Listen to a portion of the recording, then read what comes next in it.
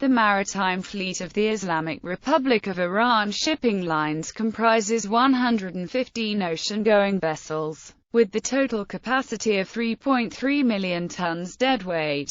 The ownership structure of the fleet comprises 87 ocean-going vessels in IRISL and 28 different types of ships under the flag of subsidiaries, including Khazar Shipping, Valfaj as well as Iran-India shipping companies. They are manned by 6,000 Iranian personnel including shore staff, masters, deck and engine officers as well as ratings, who work under the flag of the Islamic Republic of Iran in the Caspian Sea, Persian Gulf, international waters and various ports of the world. IRISL has been sanctioned by the US, UN, EU and other parties for its role in advancing Iran's nuclear and ballistic missile programs. However, the return of the line to the market is expected by early winter 2016, as a result of JCPOA agreement between Iran and EU 3+3 in August 2015. IRISL has also announced its plans to upgrade to the world's 10th shipping lines by 2020. History. Due to the increase in the volume of imports into Iran since early 1960,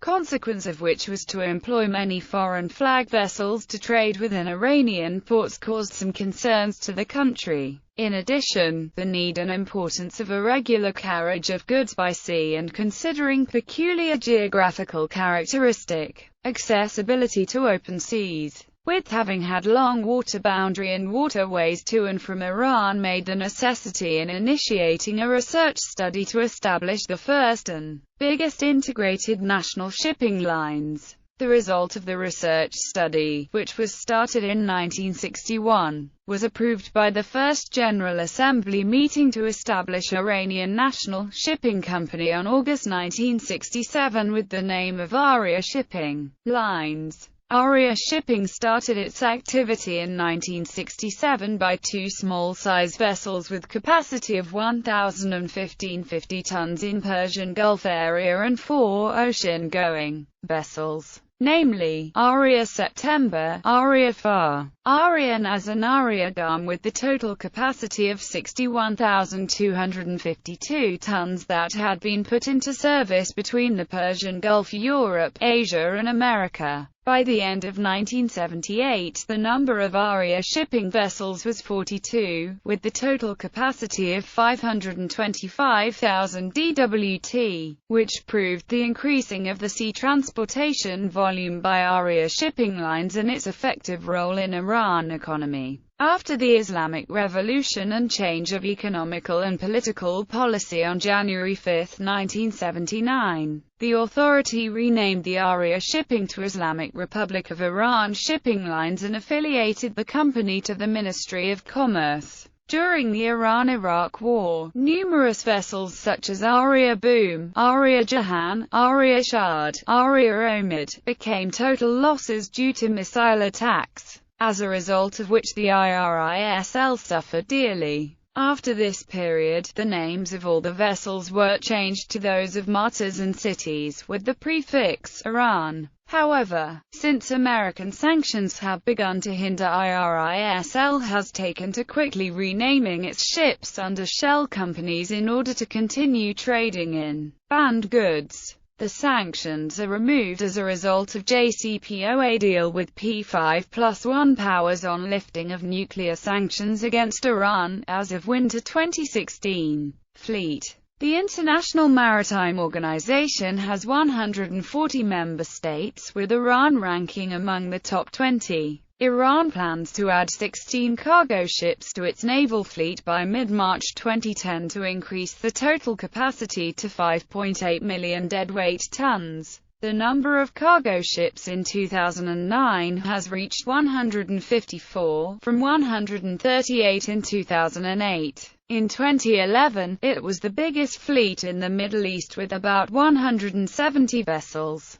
The company has one of the biggest fleet in the world. It has 42 VLCC now. Ports and Maritime Organization. The Ports and Shipping Organization is a government agency under the authority of the Ministry of Roads and Transportation, with responsibility for supervising maritime trade and the operation of commercial ports and shipping in Iranian waters. Marine transport is greatly dependent on auxiliary capacities and facilities including ports, roads, railroad and so on. Therefore, the Port and Shipping Organization of Iran agreed to for operations of container terminals in Bandar Khorramshahr and Bandar Imam Khomeini to a subsidiary of IRISL in 2004. In addition, according to an agreement with the Islamic Republic of Iran Railways, a joint company was established to launch an express container line from southern Iranian ports to major destinations inside the country, as well as to CIS countries. These measures were in line with the long-term policy of the government to develop the transit sector and activate North-South Transit Corridor. All port terminals are currently run by private companies.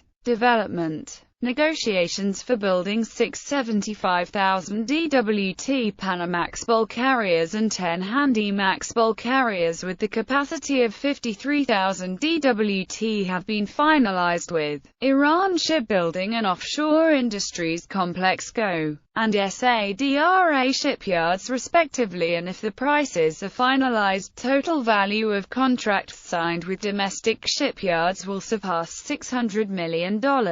To support domestic industries, manufacturing containers inside the country has been encouraged. The first such contract, worth $10 million, was signed in 2001. It called for the production of 5,000 20-foot equivalent units worth of containers, and so far, 1,600 containers have been delivered. As per IRISL's director, Iran needs to purchase or build 40 vessels by 2009. Over the next 2 decades, Iran would also need 500 new ships, including 120 oil tankers, 40 liquefied natural gas carriers and over 300 commercial vessels. In 2009, in a move aimed at further enhancing Iran's shipbuilding industry, President Mahmoud Ahmadinejad said he will ban the purchase of foreign ships by Iranian organizations. Moreover, various kinds of industrial lubricants have been produced by Pars Oil Company as well as Bahrain Oil Company, and, at present, about 70% of the lubricant needed by the fleet is supplied domestically. In October 2006, a new company has been established in the southern port city of Bandar Abbas to repair various types of ocean liners.